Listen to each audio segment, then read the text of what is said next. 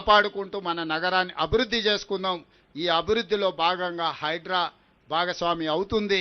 హైడ్రా అధికారులకు కూడా నా సూచన, మానవీయ కోణంలో మీరు వ్యవహరించాలి.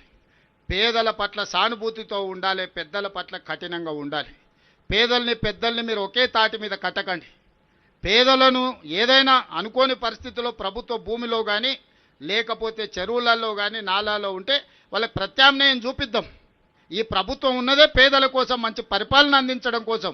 మీరు లిస్ట్ అవుట్ చేయండి. హైడ్రా అధికారులకు నేను స్పష్టంగా చెప్తున్నా, చాలా పెద్ద సామాజిక బాధ్యతలో ఉన్నారు హైడ్రాలో పనిచేసే ప్రతి వ్యక్తి. ఈరోజు కమిషనర్ నుంచి మొదలు పెడితే కింది స్థాయి వరకు ఉన్న సిబ్బందికి నేను సూచన చేస్తున్నా, ఇది ఒక గొప్ప బాధ్యత.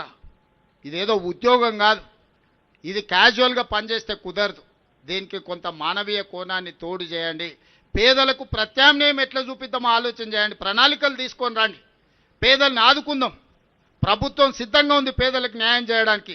పెద్దల పట్ల మాత్రం కఠినంగా వ్యవహరించండి. పెద్దల్ని ఎవరు మీకు ఎంత ఒత్తిడి వచ్చినా పెద్దల గురించి మీరెవరు ఆలోచన చేయాల్సిన పని లేదు. మీ ముఖ్యమంత్రి మీతోని ఉన్నాడు. కఠినంగా పెద్దల పట్ల వ్యవహరించండి. పేదల పట్ల మానవీయ కోణంలో పేదలను ఆదుకుందాం. పేదలకు ప్రత్యామ్నాయ ఏర్పాట్లు చేద్దాం. అది మూసీ నది కావచ్చు, గండిపేట చెరువు కావచ్చు, లేకపోతే నాలాలు కావచ్చు, వేటినైనా పేదలను గుర్తించండి.